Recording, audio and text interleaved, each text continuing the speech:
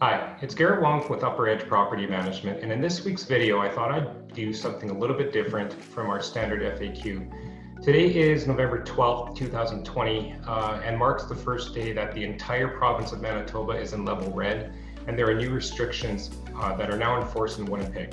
So what I thought I'd do today, there's been a lot of people that have been asking me to give an update or asking me some questions, so I thought this week's video would benefit from answering the top 3 questions that people are asking me.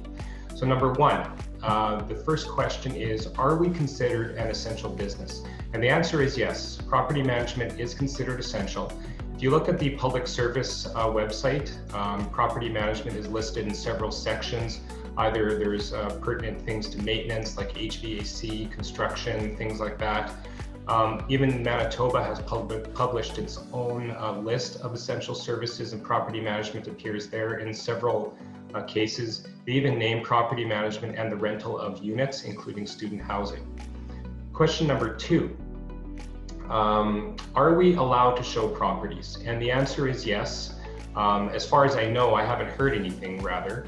So we at Upper Edge are showing properties. However, for occupied properties, we are actually not going to be showing those properties. We're going to be minimizing contact for our residents and going to be doing virtual showings. We're also working at starting up some virtual live video showings for our residences. So, while you're not allowed to socialize with anyone outside your immediate household, we believe that doesn't apply for occupied showings and showing rental units. Number 3, what happens at RTB? Has anything changed? And the answer is, again, I haven't seen or heard anything as to the contrary. Obviously, everybody knows October 1st, we are now allowed to proceed to eviction hearings at the branch. The RTB did release a notice the other day, however, and I thought I would share it with you guys and clarify. So I'm just going to share my screen here. This has to do specifically with teleconference hearings. So basically their default stance at RTB is to proceed with a teleconference hearing. And then if you can't proceed by teleconference, they actually want you to go and attend the hearing, but you have to let them know.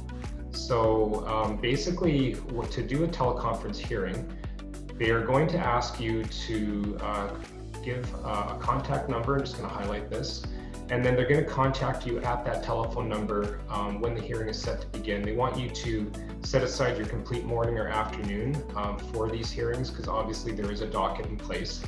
And here's the most important thing. Normally when you attend a hearing, you're going to be giving evidence. You're going to be giving a set to the hearing officer and a set to the tenant across the desk from you. However, in this case, they want you to email a set to RTB, but they don't want you to email the tenant set to RTB. They want you to email or give a copy to the other party yourself. And then they say that if the RTB or the other party doesn't receive that evidence within 2 full business days prior to the hearing, it may not be accepted. So those are some of the changes. We've found it fairly efficient to proceed to the RTB by teleconference hearings. But yes, hopefully that answers question number 3. So to wrap things up, hope you found this helpful. Stay safe, and thanks for watching today.